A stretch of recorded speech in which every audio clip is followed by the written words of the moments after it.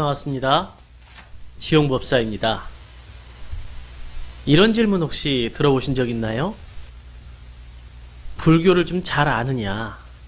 불교 좀 아십니까? 하는 질문. 제가 기억하는 한 불자들 중에서 이 질문에 네, 제가 불교 잘 압니다. 불교 좀 아는 사람입니다. 이렇게 대답했던 사람은 없었던 것 같아요. 그렇죠? 여러분들도.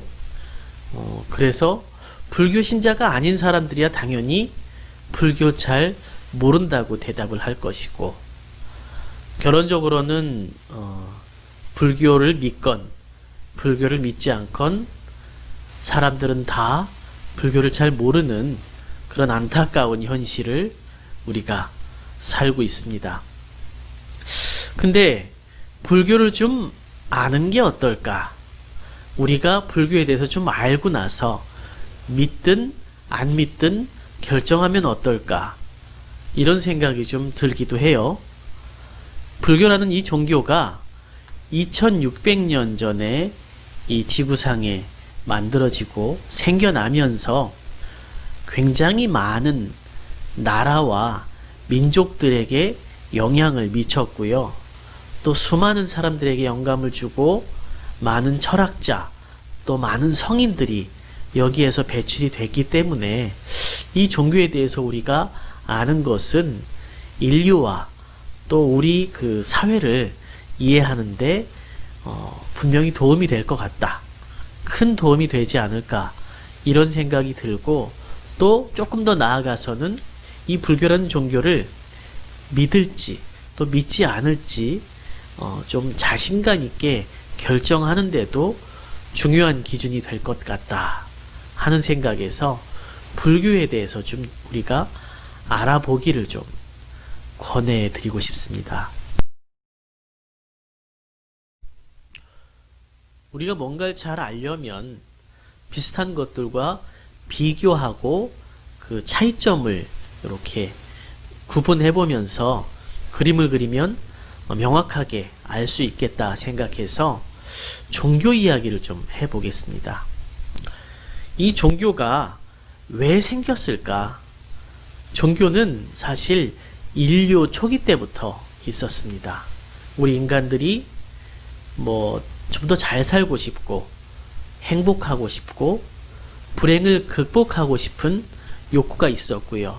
그러기 위해서 세상과 환경에 대해서 더 잘 이해하고자 하는 그런 욕구도 있었죠. 그런 마음에서 생겨난 것들이 과학도 있고요, 철학도 있고, 의학도 있을 것이고, 심리학, 역사, 여러 가지가 있을 것입니다. 그 가운데 종교라는 것도 들어 있습니다. 종교는 예전에는 좀 다른 모습이었다고 해요. 그래서 종교를 연구하는 사람들이 초기의 종교의 모습을 한 3가지 정도 이야기를 합니다. 여러분 학교 다닐 때도 한번 들어보신 적이 있을 겁니다. 첫 번째는 애니미즘이라는 게 있어요. 애니미즘은 우리 그 애니메이션이라는 말을 할 때 잘 비교해서 쓰이는데, 어쨌든 그 세상에 무생물, 사물에 어떤 영혼과 영적인 것이 깃들어 있다, 이렇게 생각을 하는 겁니다. 예전에 우리가 환경에 대해서, 세상에 대해서 잘 모를 때는 별과 달과 산, 물, 돌, 이런 것들에 어떤 다 영적인 것들이 깃들어 있다고 생각해서, 그래서 돌에다가 기도를 한다거나 아니면 산이나 강, 바다에다가 기도를 하는 그러한 일들이 초기에는 많았다고 하는데, 이것은 애니미즘이라고 하고요. 비슷한 것 중에 또 토테미즘이라는 게 있는데, 이것은 동식물, 동물이나 식물에 대해서 우리가 경외심을 가지고 기도를 하는 그런 형태죠. 그러니까 그냥 풀이라든가 작은 나무에 대해서 그런 생각이 드는 건 아닌데, 아주 거대하고 오래된 그런 나무에 대해서 우리가 경외심을 갖는다거나, 동물 중에서도 아주 무섭고 힘이 센 동물, 내지는 굉장히 보기 힘들고 신비롭다고 생각하는 동물에 대해서 뭔가 영적이고 신적인 것이 있을 것이다 라고 생각해서 거기에 기도를 하고 뭐 종교적인 마음을 품는 것, 그것이 애니미즘, 토테미즘이고, 요것에서 조금 발전하면 들어본 적이 있는 샤머니즘이 됩니다. 샤머니즘은 뭐 그 자체로도 현대의 종교에서도 많이 볼 수 있는 형태인데, 쉽게 얘기하면 샤먼을 중심으로 한 종교라고 해요. 샤먼이 뭐냐면 인간과 신의 중재자를 말합니다. 우리나라에도 그게 있거든요. 우리나라의 샤먼은 어떻게 부르냐면 남자는 박수라고 하고 여자는 무당이라고 하죠. 박수 무당이 바로 우리식 샤먼이 됩니다. 그래서 우리가 신이라는 존재를 설정하고 직접 우리가 소통을 할 수 없으니까 이 샤먼을 통해서 신에게 우리 뜻을 전달하고 또 신의 뜻을 샤먼을 통해서 우리가 전해 듣는 그런, 우리식으로 얘기하면 무속인, 이런 사람들이 초창기 샤먼입니다. 뭐 현대 많은 종교에도 샤먼의 성격은 많이 포함이 되어 있습니다. 그래서 이런 원시 종교들을 거쳐서 신 중심이 되는 현대 종교들이 다 탄생을 합니다. 좀 개인적인 생각이지만 인류가 초기에 세상에 대해서 궁금한 것들을 해결하고 괴로운 것을 극복하기 위해서 만들어낸 여러 가지 중에 이 종교라고 하는 신 중심의 사고는 조금 무책임한 해답이 아니었을까, 이런 생각을 해보게 됩니다. 철학이라든가 과학, 또 의학, 이런 부분들은 인간의 능력으로, 우리 자발적인 힘으로 끊임없이 미지의 세계를 두드려서 해결책을 찾아내려고 하는 그런 노력의 일환이었다면, 어떻게 보면 신중심의 이 세계관이라고 하는 것은 우리의 괴로움들, 우리가 모르는 그 수많은 것들에 대한 해답과 또 해답에 대한 권한들을 우리 손이 아니라 신의 영역, 우리가 모르는 영역으로 너무 쉽게 넘겨버리고 책임을 떠넘겨버리는 그런 행위가 아니었을까라는 생각이 들기도 합니다.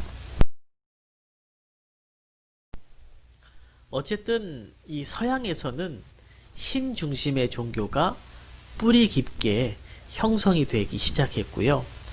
이 종교를 연구하는 학문을 서양에서는 그냥 신학이라고 불렀습니다. 신학을 영어로 theology라고 하는데, 그게 그대로 서양에서는 종교에 관한 학문이 되어버렸거든요. 그래서 그네들에게 종교의 구조는 신을 믿는 형태에 관한 학문이었고, 종교를 구분하는 방법은 어떠한 신을 믿는지를 파악하면 그 종교가 어떻게 다른지를 알 수가 있는 거였죠. 그래서 이 사람들은 너의 종교가 어떤 거냐라고 묻는 것과 너는 어떤 신을 믿느냐, 이것이 같은 질문이 되는 사회에서 살아온 사람들입니다. 이 사람들이 서양 안에서만 살다가 아시아, 동양이라고 하는 사회를 처음 접하고 궁금한 것들이 많았겠죠. 그 중에서 동양에서는 어떠한 종교를 믿고 어떠한 종교를 숭상하고 있는지 궁금해서 와서 물어보고 찾았습니다. 여러 가지 동양에도 신을 중심으로 한 수많은 종교가 있는데, 서양 사람들이 당황했던 종교는 첫 번째로 도교가 있었습니다. 도교 여러분들도 아시죠? 도교는 어떠한 신을 믿는 것이 아니라 형태 자체는 아까 얘기한 애니미즘 같이 우주의 기운과 우주의 어떤 영적인 어떤 순환을 믿고 그것에 의지해서 인간의 사고를 굉장히 발전시켰습니다. 이것은 종교인지 아닌지도 잘 모르겠는데, 하여튼 이 철학적인 깊이는 단순히 애니미즘이라고 하기에는 너무 깊었죠. 우리가 잘 아는 노자나 장자, 이런 분들이 다 도교의 위대한 철학자들입니다. 일단 첫 번째 쇼크는 도교에서 받았고요. 두 번째 쇼크는 유교에서 받았습니다. 유교도 겉보기에는 그냥 철학 같기도 하고 윤리학 같기도 하지만, 이게 종교적인 어떤 영역으로 들어가서 조상을 또 모시고 신처럼 숭배하고 또 공자라든가 맹자라든가 이런 위대한 철학자들이 신적인 반열에 올라서 추앙을 받습니다. 유교를 믿는 사람들에게 당신은 어떤 신을 믿는가 이렇게 물어보면 조상신을 믿고 또 공자 맹자를 아주 간절하게 공경하게 섬긴다. 이런 어떤 구조를 서양 사람들은 이해하기가 너무 힘들었죠. 마지막으로 이 사람들이 불교를 만났을 때는 대단한 고민에 빠지게 됩니다. 불교는 겉보기에는 굉장히 서양 종교하고 비슷하게 신을 모시고 신을 숭배하는 종교처럼 보입니다. 여러분들이 법당에 가서 보시면 그 중앙에 부처님과 보살님들 수많은 신상같이 보이는 존재들이 앉아 있고 거기에 매일 또 특별한 날에는 특별한 방식으로 예배를 드리고 기도를 합니다. 거기에 공약물이라고 하는 제의를 올리기도 하죠.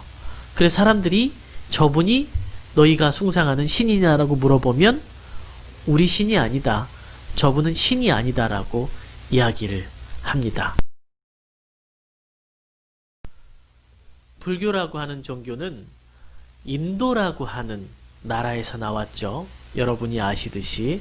그리고 인도 사회는 부처님 당시에나 지금이나 완벽하게 종교 중심으로 구성되어 있는 나라입니다. 힌두교라는 종교를 가지고 있는데요. 힌두라는 말과 인디아, 인더스라는 말이 같은 어원을 가지고 있을 정도로 인도는 힌두교 그 자체입니다. 우리가 잘 아는 카스트 제도를 비롯해서 수많은 신중심의 종교적인 사고가 나라를 꽉 채우고 있는 그곳에서 힌두교, 신중심의 사고, 신중심의 모든 문제 해결이 문제가 있다, 잘못되었다, 이렇게 반기를 들고 나선 사람이 바로 붓다라고 하는 사람입니다. 그리고 이 사람은 신이 우리를 해결해 주는 것이 아니라 우리의 능력, 우리의 가능성을 끝없이 개발함으로 해서 우리 스스로 모든 괴로움에서 벗어날 수 있다. 그것을 해탈이라고 하는데요. 이것을 인간 스스로 도달할 수 있다라고 주장하고 스스로가 직접 그 결과를 보여준 존재입니다. 그래서 인도 사회에서 부처님이라고 하는 존재는 어떻게 보면 이단하고요. 굉장히 인도 사회와 별도의 특이한 존재입니다. 서양 사람들은 이 불교를 접하고 불교를 알고 나서 또 유교와 도교를 더불어서 동양에 있는 종교를 알고 나서는 굉장한 혼란에 빠지게 되죠. 그때까지 모든 종교학은 신 중심의 학문이라고 생각을 했는데 동양에서 신을 모시지 않는 대표적인 세 개의 종교를 보고 나서 어떻게 하면 이 문제를 해결할까 고심하게 되고요. 이 사람들이 내놓은 해결책은 특별했습니다. 세상에는 두 가지 종류의 종교가 있다. 첫 번째는 예루살렘형 종교가 있다. 예루살렘이라고 하는 곳은 아시는 분들도 있겠지만 예수님께서 처음 기독교라고 하는 그 종교의 기본이 되는 말씀을 전파한 곳입니다. 그러니까 지구상에 지금 가장 많은 사람들이 믿고 있는 그리스도교, 기독교를 처음으로 발생시킨 장소가 바로 예루살렘이 되는 거죠. 이 예루살렘형 종교라고 하는 것은 당연히 모든 서양 사람들이 믿고 있던, 그리고 동양에 또 있는 모든 신 중심의 종교를 이야기를 합니다. 그리고 두 번째 종류의 종교가 있는데 이것을 베나레스형 종교라고 한다. 이렇게 이야기를 했습니다. 베나레스는 영어식 발음이고요. 인도식으로 읽으면은 이것은 바라나시라고 합니다. 바라나시는 잘 모를 수 있겠지만 인도에 가면 굉장히 특별한 강이 있는데 겐지스 강이라고 하는 강이 있습니다. 여러분들도 한번 뭐 TV라든가 이런 곳에서 보신 적이 있을 거예요.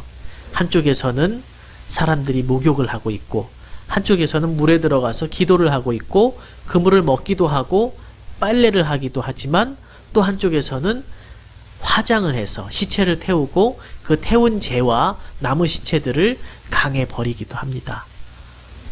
아주 혼돈처럼 보이는 그런 독특한 강이 바로 겐지스 강이고요. 그 겐지스 강이 있는 도시가 바라나시, 영어로 베나레스라고 하는 곳입니다. 왜 이곳이 중요하냐면 이 강에서 멀지 않은 곳에서 부처님이 깨달음을 이루셨기 때문입니다. 석가모니라고 하는 청년이 거기서 깨달음을 이루고 그 전까지 세상에 없던 신이 없고 인간이 중심이 되는 새로운 형태의 종교를 퍼뜨렸기 때문에 신을 중심으로 하지 않는 모든 종교는 두 번째 종교의 종류, 즉 베나레스형 종교에 들어간다. 이렇게 분류를 한 겁니다. 어떤 사람들이 묻죠. 불교는 부처를 신으로 숭상하는 종교냐? 그게 왜 틀린 말인지 지금 여러분들은 아실 겁니다. 그래서 불교라고 하는 종교는 신을 믿는 종교가 아니라 부처님이라고 하는 위대한 인간을 믿고 따르는 종교다. 이렇게 기억을 하시면 되겠습니다. 다음 시간에 계속해서 말씀드리겠습니다.